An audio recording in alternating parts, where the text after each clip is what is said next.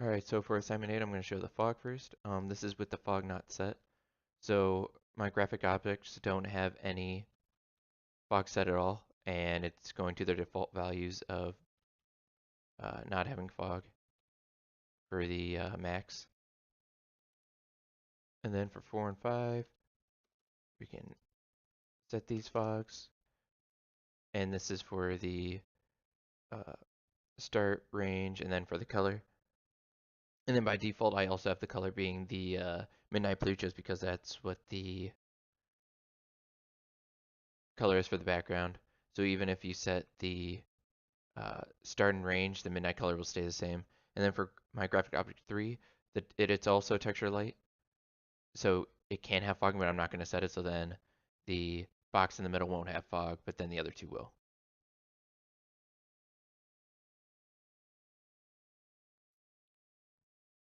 So now if we look over here, this one has fog, and this one has fog.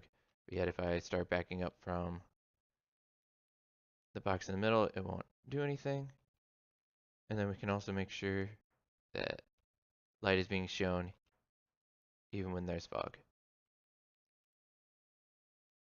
So basically, in the texture light, you set and send the fog parameters. We have a buffer for the fog parameters right here. So in here, just like the color buffer and for light, we have our own fog buffer. We delete it. We set it in VS and PS. And we also set it. So then in the shader, we have our C buffer for it. And then when we have it in our output, we have it equal the uh, information that's brought in. And then down here, I have it reset the text colors, then it's just one simple return. But I do lerp of the text color instead of just the lit color, which it's the lit color for the color light objects.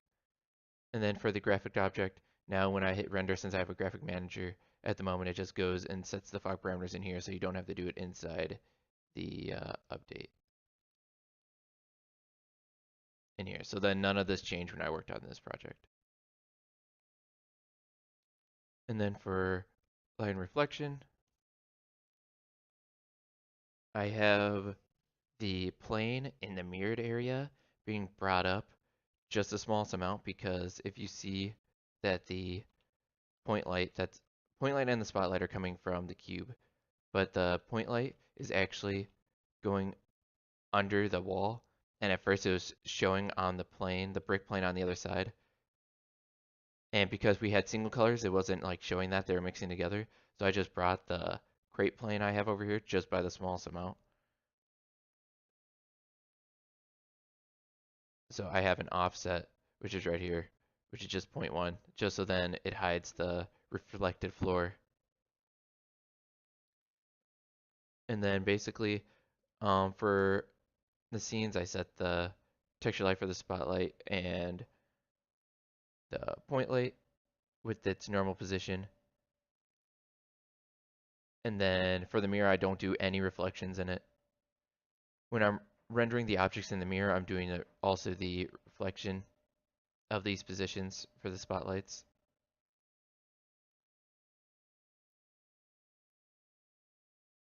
And then in step 5, I also have the spotlight because the point light doesn't reflect on the wall because it reaches only the corner of it. So it's like barely seen. But then for the spotlight, it is shown. So we can go and see the spotlight look through and it's not reflecting to the object actually through the mirror. But then on this side, you can see that it's being lit up on every side. And it's being lit up correctly in the mirror as well.